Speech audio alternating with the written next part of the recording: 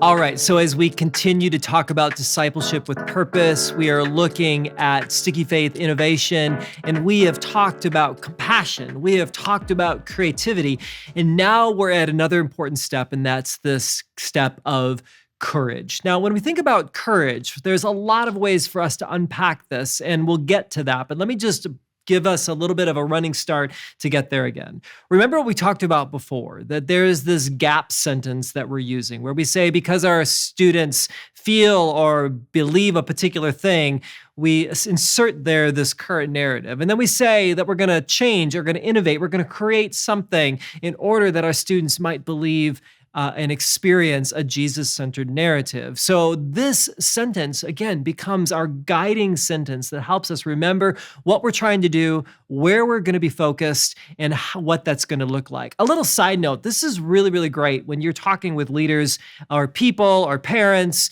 in your ministry, and they're like, well, why are you doing that? You can say, well, this is what our young people are saying about themselves. This is what we believe Jesus is calling them to. And so this ministry, this action, this event, this program, this lesson actually bridges the gap to help students get there. People begin to kind of go, oh, well, that's a great reason. And so you're actually giving reasons for the work that you're doing. Okay. So that's really, really great.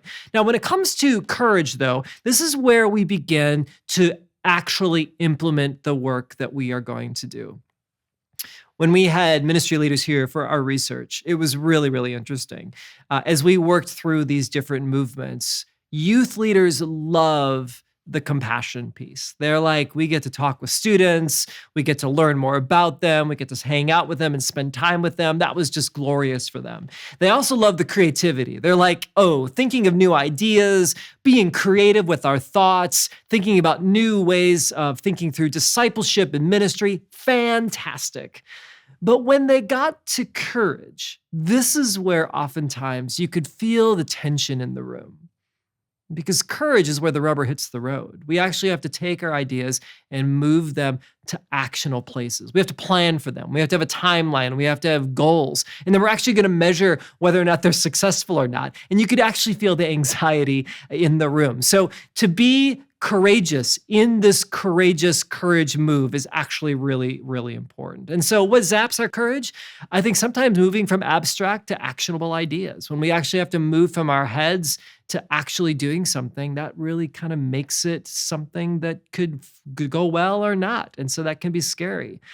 Sometimes we are held back by fear of what people think, or doubt, maybe this isn't good enough, or failing. What do I do if this doesn't work? Or we're just shifting from sort of a private conversation with a few people to putting it out for the world to critique. That can be a scary place to go. And I find a lot of times that that youth leaders can hide behind the busyness of life to not actually implement their ideas. And courage invites us to implement the ideas that we have. Now, when we think about this idea of courage, it's going to require that we take some risks. It's going to require that we are specific in the work that we're doing as we're focusing on this gap. It's going to require that we set goals that we can achieve. And then there's actually going to be evaluation, like how did it go? That's really important. Now, as we do that, I think we just need to have a mentality of courage that will help us get there. First of all, we just have to remember that new ideas are experiments. We can try something and they don't have to be massive changes. Sometimes it's the small changes that can actually beget more changes and opportunities down the road. So when you think about innovation, don't think about changing everything all at once.